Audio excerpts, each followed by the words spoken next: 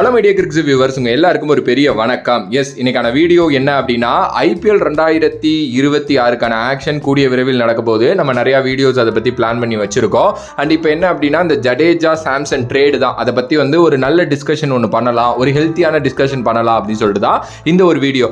ஆக்சுவலாக ஒரு 2 நாளாகவே இதை பற்றி நம்ம நிறையா பேசியிருக்கோம், நிறைய எமோஷன் ஷேர் பண்ணியிருக்கோம். அண்ட் எப்படி சொல்கிறது, இது கரெக்டு தப்பு அப்படின்லாம் நம்ம பேசியிருக்கோம். ஓகே, பட் இப்போ கொஞ்சம் ஒரு சில பாயிண்ட் ஆஃப் வியூ எப்படி மேனேஜ்மெண்ட் யோசிப்பாங்க, ஒரு 2 பெரிய டீம்ஸ் இந்த மாதிரி ஒரு ட்ரேடை நடத்துறதுக்கு முன்னாடி என்னென்ன திங்ஸ்லாம் அவங்க பேசியிருப்பாங்க அப்படிங்கிறத பற்றி இந்த வீடியோவில் பேசலாம். எஸ், நீங்கள் இன்ஸ்டாகிராம் சைடோ ட்விட்டர் சைடோ ஈவன் தோ யூடியூப் சைடு வந்தீங்கன்னா கூட நிறைய எமோஷன் ஷேர் ஆனது தான் நீங்கள் பார்த்துருப்பீங்க. லைக் ஜடேஜா ரொம்ப வருஷமாக இருக்காரு, அவர் சிஎஸ்கே விட்டு எப்படி அனுப்புவீங்க, அண்டு சிஎஸ்கே ரொம்ப ரொம்ப ரொம்ப ஒரு ஃபேமிலி, பட் இப்படி தான் நீங்கள் ரெய்னாவுக்கும் பண்ணீங்க, இப்போ இவருக்கும் பண்ணுறீங்க அப்படிங்கிற மாதிரி நிறைய பேர் சொல்லியிருந்தாங்க.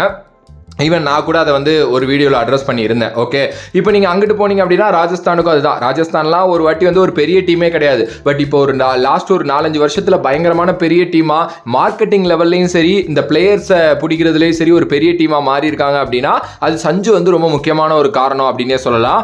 அவர் பார்த்தீங்க அப்படின்னா நிறையா நல்லா பண்ணியிருக்காரு ராஜஸ்தானுக்காக. ஸோ அவரை ராஜஸ்தான் விடுறதும் எமோஷ்னலாக நிறைய பேர் தப்பு அப்படின்னு சொன்னாங்க. Okay, even though Suresh Raina கூட இன்னைக்கு என்ன சொல்லியிருந்தார் அப்படின்னா, ரவீந்திர ஜடேஜாவை கண்டிப்பாக சிஎஸ்கே பேக் பண்ணுவாங்க, விட்டுறலாம் மாட்டாங்க அப்படிங்கிற மாதிரி சொல்லியிருந்தாங்க. ஓகே, ஸோ இது எல்லாமே இருக்கட்டுங்க. லைக் எமோஷனாக பார்த்தீங்கன்னா ரவீந்திர ஜடேஜா நிறையா சிஎஸ்கேக்கு பண்ணியிருக்கிறாரு.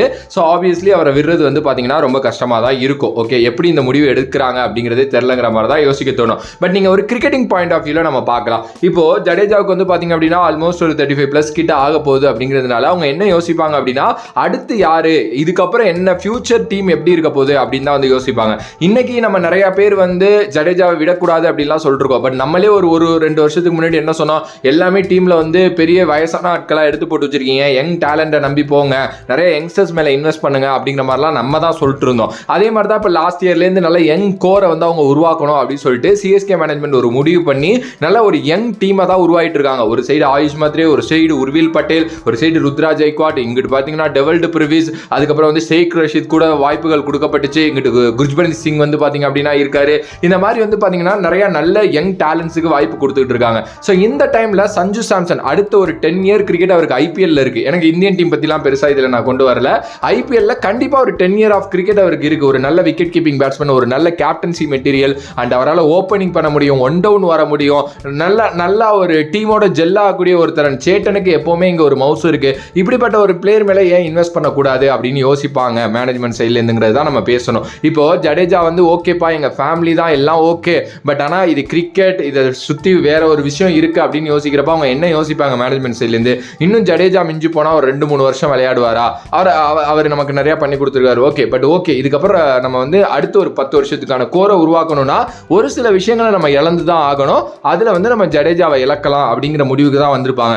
ஈவன் நம்மளாம் ஒரு 3-4 மாதம் இந்த ஐபிஎல், ஒரு 3 மாதம் 4 மாதம் ஐபிஎல் பற்றி பேசுவோம், ஒரு 2 மாதம் ஐபிஎல் பார்ப்போம். அப்படி இருக்கிற நமக்கே இதெல்லாம் ரொம்ப இதாக இருக்கிறப்போ சிஎஸ்கே மாதிரி ஒரு மேனேஜ்மெண்ட்ல அத்தனை வருஷமாக இருந்திருக்காரு அவர்.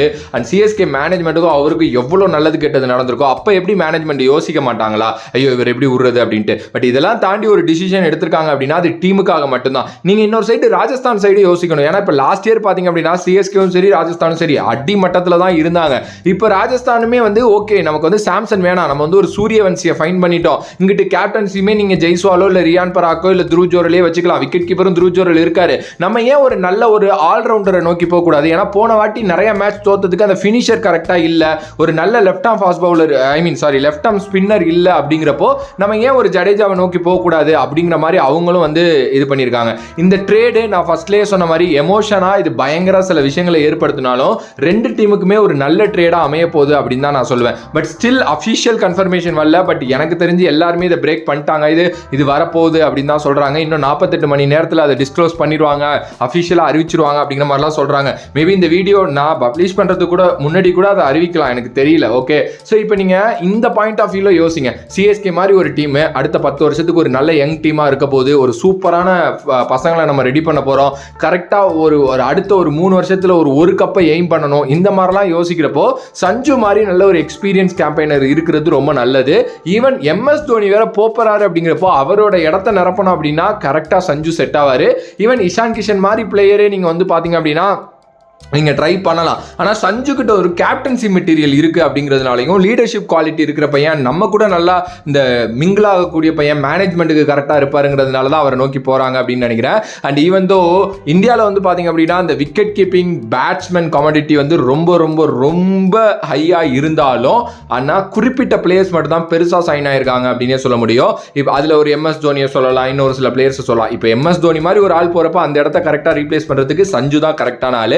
எஸ், இது நான் சொல்றது எத்தனை பேருக்கு கரெக்டாக புரியுது அப்படின்னு தெரியல. ஏன்னா நிறைய பேர் எமோஷனலாக வந்து என்ன ப்ரோ சொல்றீங்க, அப்போ சிஎஸ்கே ஜடேஜா விடுறது கரெக்டா அப்படிலாம் சொன்னீங்க அப்படின்னா இங்கே கரெக்டு தப்பு அப்படின்லாம் நான் பேச வரல. எஸ், நான் அகைன் அண்ட் அகைன் சொல்றது தான், அது வந்து இந்த எமோஷன் அப்படிலாம் பார்த்தா வேற. பட் நீங்கள் டீமோட நல்லதுக்காக பார்த்தீங்க அப்படின்னா அது வந்து ஒரு கரெக்டான டிசிஷன் தான். பட் இருந்தாலும் சிஎஸ்கே இன்னொரு விஷயத்தை யோசிச்சே ஆகணும். இப்போ ஜடேஜா மாதிரி ஒரு பிளேயரை விட்டாங்கன்னா, சேப்பாக் மாதிரி ஒரு கிரவுண்டில் நீங்கள் ஜடேஜா இல்லாமல் என்ன பண்ணுவீங்க அப்படிங்கிறத யோசிக்கணும். ஸோ அப்போ வந்து என்ன யோசிக்கணும் அப்படின்னா, அவருக்கு கரெக்டாக ரீப்ளேஸ் ஆகிற அடுத்த ஒரு நல்ல பிளேயரை நோக்கி போகணும். நிறைய டொமஸ்டிக்ல நிறைய வந்து பிளேயர்ஸ் இருக்காங்க. தனுஷ் கோட்டியன்னு ஒருத்தர் இருக்காரு, அவரெல்லாம் சூப்பரான பிளேயர். மேபி அவர் வந்து ஏதாவது டீம்ல இருக்காரான்னு கூட எனக்கு தெரியல. அவர் மாதிரி பிளேயரை போகலாம். அண்ட் அகில் ஹுசைன் மாதிரி ஒரு லெஃப்ட் ஸ்பின்னரை ட்ரை பண்ணலாம். இன்னும் ஒரு நல்ல யங் டேலண்ட்ஸ் எங்கேயாவது ஃபைன் பண்ணி கொண்டு வரலாம். ஸோ அப்படி கூட அவங்க யோசிக்கிறதுக்கு நிறைய சான்சஸ் இருக்கு. ஈவன் ரச்சின் ரவீந்திரா கூட இருக்காரு, மேபி அவர் எங்கேயாவது சொருவி கூட பவுலிங் போட வைக்கலாம். மேபி எனக்கு தெரியல. பட் ஜடேஜாவோட அந்த ஒரு ஸ்கில்லை வந்து கண்டிப்பாக யாருனாலுமே வந்து இது பண்ண முடியாது. ஏன்னா அவருக்கு நிறைய எக்ஸ்பீரியன்ஸ் இருக்கு, ஒரு பயங்கரமான பிளேயர். பட் என்னைக்குமே ஏதாவது ஒரு விஷயம் நடந்து தான் ஆகணும், நம்மளும் அதுலேருந்து மூவ் ஆன் பண்ணி தான் ஆகணும். அப்படிப்பட்ட ஒரு விஷயமா தான் நான் இதை பார்க்குறேன். நிறைய பேர் சுரேஷ் ரெய்னா விட்டாங்கன்னா அந்த டைமே அதுக்கு வந்து நிறைய டீட்டெயிலிங் சொன்னாங்க. சுரேஷ் ரெய்னாவை எடுத்து எங்களுக்கு ஃபைன் பண்ணுறதுக்கு பிளேஸே கிடையாது, நாங்கள் எங்கே விளையாட வைப்போம் அப்படின்னு கேட்டாங்க. ஸோ அதனால தான் எங்களால் எடுக்கல. 2 கோடி ரூபாய் கொடுத்து அவர் எடுக்கிறது பெரிய மேட்டர் கிடையாது, எங்கள்கிட்ட பணம் இருந்தது. பட் எங்களுக்கான பிளேஸ் இல்லை. அது வந்து நீங்கள் பாருங்க, ரெய்னா மாதிரி ஒரு ஆள் இவ்வளோ வருஷம் விளையாண்டு கப் அடிச்சு கொடுத்து சிஎஸ்கேவோட ஒரு பிராண்டா நிக்கிறப்போ எங்களுக்கு பிளேஸ் இல்ல அவரை செட் பண்றதுக்கு, அதனால நாங்க அவரை விடுறோம் அப்படின்னு சொன்னது வந்து எப்படிப்பட்ட கிரிக்கெட்டிங் பாயிண்ட் ஆஃப் வியூல அவங்களை யோசிக்க தோணி இருக்குன்னு நீங்க பாருங்க. நீங்க அந்த இடத்துல எமோஷன்ஸ் அப்படிலாம் சொல்ல முடியாது. இப்போ வரைக்கும் பாருங்க, ரெய்னா சிஎஸ்கேவோட தான் இதாக இருக்கிறாரு. அண்ட் இப்போ அவர் வந்து கோச்சா வர போறாருங்கிற மாதிரிலாம் நம்ம பேசிட்டு இருக்கோம். ஸோ இது டோட்டலாவே வந்து எமோஷன்ஸ், ஃபேமிலி, அது இதெல்லாம் இருந்தாலும் இன்னொரு சைடில் என்ன யோசிக்கணும் அப்படின்னா, அடுத்த 5 வருஷத்துல 2-3 கப் அடிக்கணும். அதுக்கு நம்ம டீமை ஃபைன் பண்ணணும். நம்ம வந்து கிரிக்கெட்டிங் பாயிண்ட் ஆஃப் வியூல மட்டும்தான் மேனேஜ்மெண்ட் யோசிப்பாங்க. ஈவன் தோ நம்மளும் அப்படி யோசிச்சு பழகிறது வந்து நல்லது அப்படின்னு நான் நினைக்கிறேன். இதை கண்டிப்பா நிறைய பேர் நான் ஃபர்ஸ்ட்லேயே சொன்ன மாதிரி ஏத்துக்க மாட்டீங்க. ஏத்துக்கிறவங்க கமெண்ட் பண்ணுங்க, ஏத்துக்காதவங்க திட்டாதீங்க. மேபி நான் சொல்ற பாயிண்ட் ஏதாவது ஒரு வேலிட் இருக்கான்னு யோசிச்சு பாருங்க, உங்களுக்கே புரியும். அண்ட் நிறைய வீடியோஸ் நான் பிளான் பண்ணி வச்சிருக்கேன், அடுத்தடுத்து அந்த வீடியோவும் வரும். ஸோ வேற ஒரு வீடியோல வேற ஒரு கான்செப்ட்ல வந்து உங்களை சந்திக்கிறேன். Until then, bye from this is VJ Money. Love you all, stay safe மக்களே.